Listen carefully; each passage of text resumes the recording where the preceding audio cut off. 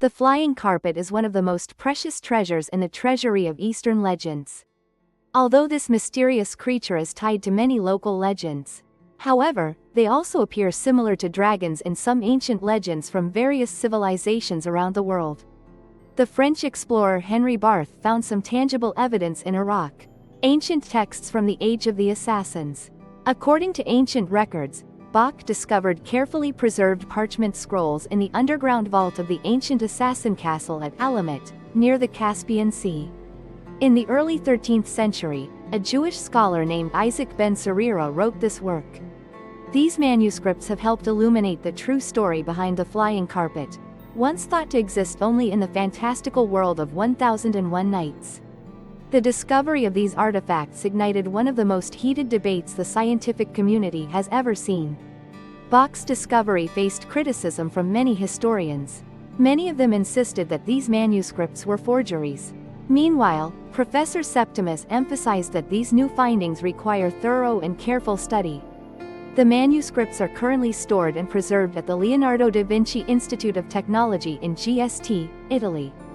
The manuscripts reveal that the Islamic authorities of that era often dismissed flying carpets as bizarre, demonically inspired objects. Their existence was denied, their scientific nature rejected, their creators persecuted, and all related evidence was systematically erased. According to records in the Ben Siriraj Chronicles, the earliest references to the flying carpet are found in two ancient books. First is a book compiling proverbs collected by Sam Shahad, a soldier during the reign of the Babylonian king Nebuchadnezzar. That text is a compilation of ancient dialogues assembled by Josephus. None of those structures remain today. However, based on their surviving records, Ben Siriraj documented a story related to Queen Sheba and King Solomon, which to this day has not been found anywhere else.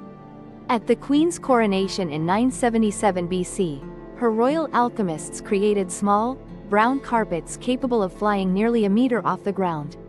Many years later, she sent Beau Solomon a magnificent flying carpet as a sacred keepsake, a symbol of their profound and loyal friendship. The carpet features a green base adorned with gold and silver motifs, further embellished with sparkling gemstones. Its length and width were just sufficient for the king to stand upon. However, being too preoccupied with the construction of the temple in Jerusalem, the king could not receive the gift himself and entrusted it to his courtiers. When news of that cold reception reached her, the queen was utterly heartbroken. She dismissed all of her workers and never spoke of the flying carpet again. The king and queen finally reconciled, but after all these years, the artisans of Thang village still had not found a place to settle. And finally, they settled near the town of Baghdad in Mesopotamia around 934 BC. In the Ben Serira Chronicles, there are a few specific passages that describe how the flying carpet operates. However, unfortunately, the majority of the writing in these passages could not be deciphered. We can understand that this flying carpet was woven on a loom, much like how ordinary carpets are made. The main difference lies in the fabric yarn production process. The artisans discovered a special type of clay with extremely strong magnetic properties. They are sourced from high mountain streams, and importantly, have never been touched by human hands. They will heat it over a flame hotter than the seventh layer of hell, in a seething Greek-style cauldron of oil. To remove the antibacterial property and enhance color fastness, the wool yarn is dyed before being woven into carpets. Earth itself acts like a giant magnet, with countless magnetic field lines running from the North Pole to the South Pole. Thus, when the carpet was finished, it was pushed upward by the Earth's gravitational field and could hover in mid-air. Depending on the amount of soil used, the carpet can hover several dozen centimeters or even up to several meters above the ground. Motivation is propelled along lines of thought, which act like conductive wires on a framework. Ben Serira stated that the Great Library of Alexandria was founded by Ptolemy I. A large number of flying carpets are prepared and ready to serve the readers. They could borrow these mats to move back and forth and up and down the bookshelves with ease. The institute is housed within a ziggurat, an ancient Sumerian structure from Mesopotamia. The primary material used for construction was tubular brick, with up to 40,000 bricks used. The ceiling of this building is so high that readers often enjoy reading books while relaxing in its vast, open space.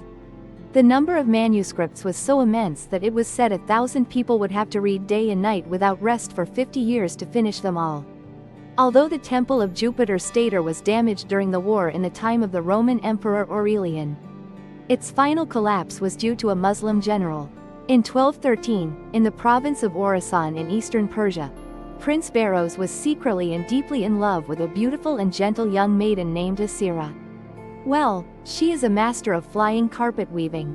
Beroes married Asira against her family's wishes and demanded that her father-in-law kill 20 flying sheep using the finest wool and the finest clay. Specifically, it must be performed on a bamboo frame to make them sturdier and more durable. Tabo Kai was one of 48 players rigorously trained by the Japanese master, Ryotaro Koike. When the soldiers were ready and the carpet was delivered, he assembled the army and issued each man a weapon: 2 sharp steel arrowheads coated with deadly snake venom. The bracelet is crafted from multiple layers of leather, combined with the characteristic Armenian techniques of knotting and filigree metalwork. 2 men were each given a carpet, one sitting in the front, one sitting in the back, and some of them carried fireballs. Firas established the world's first 4 elite cavalry units, which operated when his father launched the war against the Khwarazm Shah kingdom. The cavalry led the charge, storming straight into the castle. They charged in and out, cutting down the guards and hurling fireballs inside the fortress walls. The castle burst into fierce flames, and they swiftly claimed victory. In another incident, numerous ground witnesses personally observed a group of men in robes riding a flying carpet.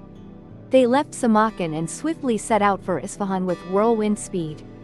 This event was recorded in another rare, ancient document dating back to the 18th century.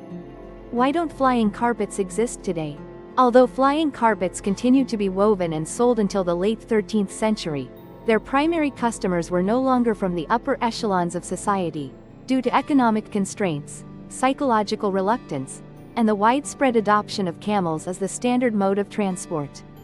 Some Egyptian dynasties owned camel farms and held a complete monopoly on supplying camels to the entire Islamic empire. None of these families wanted their privileges taken by the flying carpet weavers, a small and impoverished group. Thus, they were suppressed and forced to try to establish their own footing. Under the influence of Moorish propaganda, the Islamic middle class began to avoid flying carpets from around the mid-8th century. The paper horse market is booming, and camel prices are also skyrocketing. Ben Sarira noted that around this time, a peculiar incident occurred, which severely damaged the reputation of the flying carpets. On a bright Friday afternoon in Baghdad, the bustling open-air market was filled with shoppers selecting fruit, fabrics, and watching a lively auction. Suddenly, a man appeared, flying swiftly on a magic carpet and heading straight toward the highest tower of the royal palace. That was none other than a poor soldier who had once served in the Kangdeen. He was forced to hold the youngest princess's hand and then was shamefully thrown out by the eunuchs.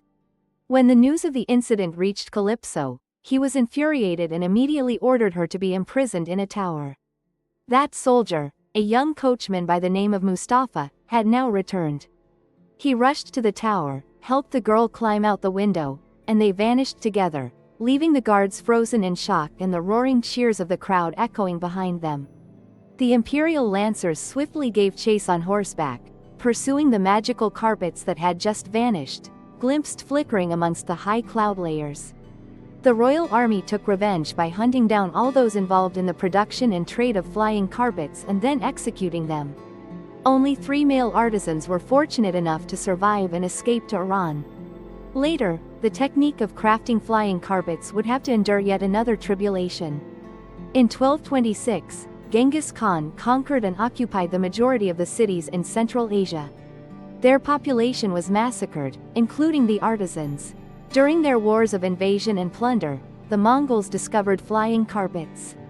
When a prisoner told them that these creatures were more agile than the men of Mongolia, it was considered blasphemy.